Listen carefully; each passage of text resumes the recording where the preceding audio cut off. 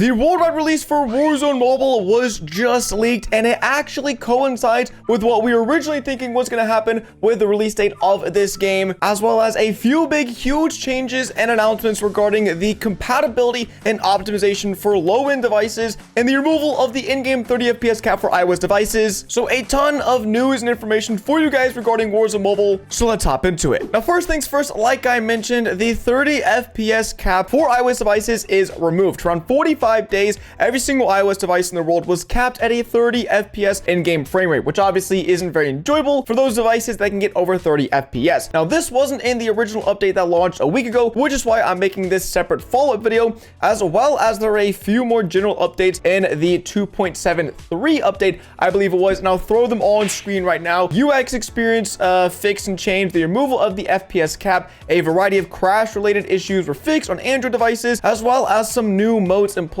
For BR, we have the Clash Quads mode, the Mobile Royale Trios mode, as well as the Hardpoint mode was added to multiplayer, and the updated map rotation for multiplayer. So pretty small updates, with the main feature being the 30 FPS cap removed. But again, the main headline is that there is a brand new release date for Warzone Mobile. Now, as you guys know, a few months ago when the game was first put on the App Store for pre-registration, the release date that was given to us was May 15th. It is now July, and the game still isn't globally launched. So obviously the first release date was wrong, but if we head to the App Store right now, the current release date is slated for November of 2023. There is not an exact release date yet on the App Store, but leakers have found out that Warzone Mobile will release with the new Call of Duty Modern Warfare 3 on November 10th. Warzone Mobile will feature content from Modern Warfare 3 while still sharing content from Modern Warfare 2, although it's unclear if there will be any major game changes to the gameplay itself. Now, this is really big news, one, because we finally have an exact release date of November 10th. For a while, it's been October, November, maybe January, but according to this post, the very reputable leakers on duty, we should be seeing the game come around November 10th. Also, like the post says, Warzone Mobile is now going to be directly sharing content with Modern Warfare 3. This does make sense because Warzone Mobile's whole goal is to be a shared progression system, not a cross-play platform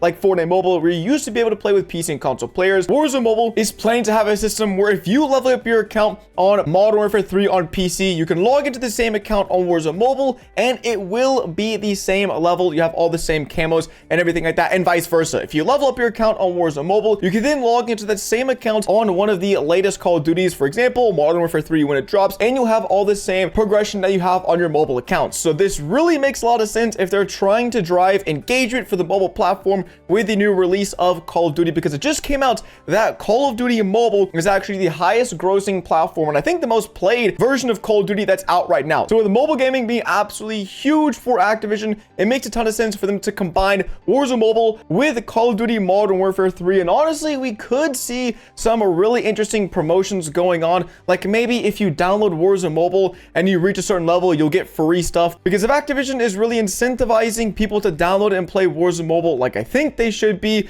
then we will be seeing hopefully some really cool free things or bundles, or once again incentives for those PC and console players to download Warzone Mobile, which should also mean the game should explode in popularity and that the community will be really large once the game launches. So a big, exciting, hopeful future for Warzone. And there's another reason that Warzone's future is looking bright, and that's because they have updated and increased the list of compatible devices, especially on the lower end Android side of things. And so let me go ahead and give you guys all the details on that. Starting with some clips here off of Twitter. These are all, I believe, from the latest update where some phones got access to the game. I believe they're MediaTek processors, which are typically used in lower end devices. I mean, you can see this is screen recorded, so the quality can be affected by the screen recording, but even then the textures and the pixels, they don't look very crisp in game, but you can play it. I think that's a great starting point that these devices, ooh, yeah, the quality. Let's see if we can't get a little freeze frame on that. Is that messy? It looks like messy. So yeah, the quality is not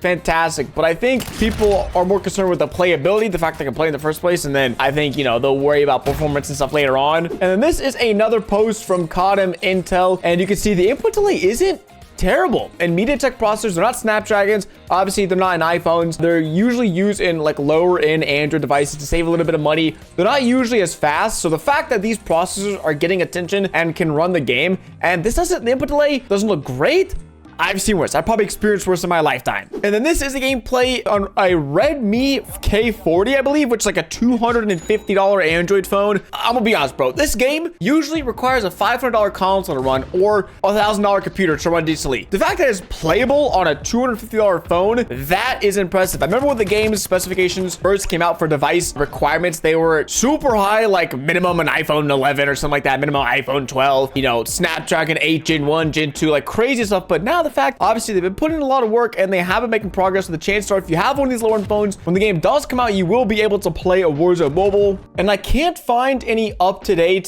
system requirements from Warzone themselves. I think they have been making a few adjustments. And if you're wondering what the minimum device requirements are, take this with a grain of salt. This was uploaded 7 months ago on Reddit, and I haven't been able to find any more up-to-date information. But an iPhone 8 Plus or better, that's like a 5-year-old phone. That's a 5-year-old device. That's pretty crazy. Adreno 618 or better. I don't know if that's a GPU. I think it's a GPU, not necessarily a CPU. And then Apple memory 4 gigs of RAM or better. And for Android memory, it's 6 gigs of RAM or better. And they did say in this pretty much out-of-date Discord post that it used to be 3 or 4 gigs of RAM for a minimum memory for Android, but that they adjusted it to 6 because there were some performance issues and some crashing and some lag spikes and stuff like that. So hopefully we get some more information soon, as if you go to Warzone Mobile's Twitter, they haven't tweeted in a month. It is currently July 17th when I'm recording this. I think it's going up in like a few days, but they haven't tweeted in a month. It's been over 31 days. There was a new update, as you guys know, because I made a video on it a few days ago, and the last tweet was June 16th. This is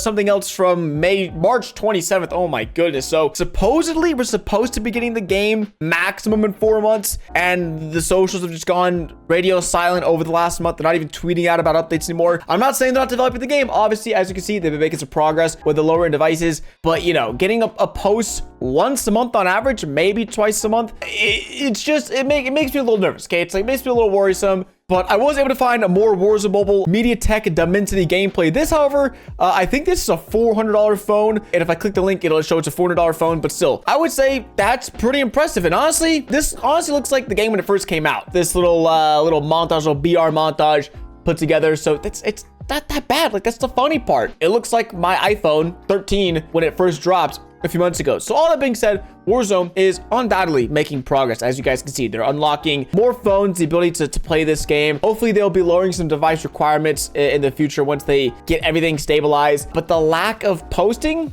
makes me really nervous. You know, most games, Rainbow Six is a great example. Their game is probably coming out sometime later this year, around the same time as Warzone, and they are, you know, killing on social medias, dropping betas, being active with the community. And then Warzone Mobile, here you go, here's an update. And the updates are good. Like, the updates they're making really great progress. As you guys know, there's a lot of things that are mobile exclusive that are coming to the game, private matches that we got, Warzone OG bundles, to name a few.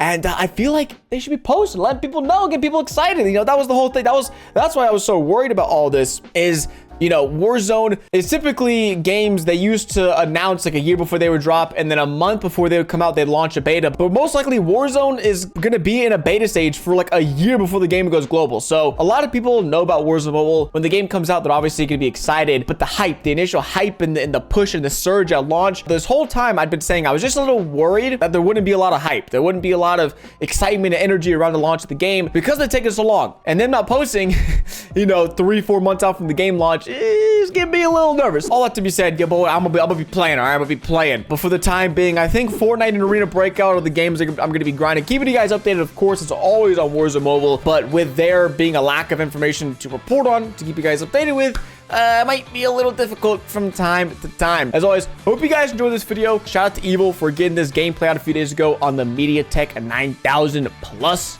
And let me know in the comment section below if your device can run the game or can't run the game. I would love to know what % of you guys still don't have access to play Warzone on your current mobile phones. But all being said, hope you enjoyed today's video. It's been Ducky, and I'll catch you guys in the next one. Deuces.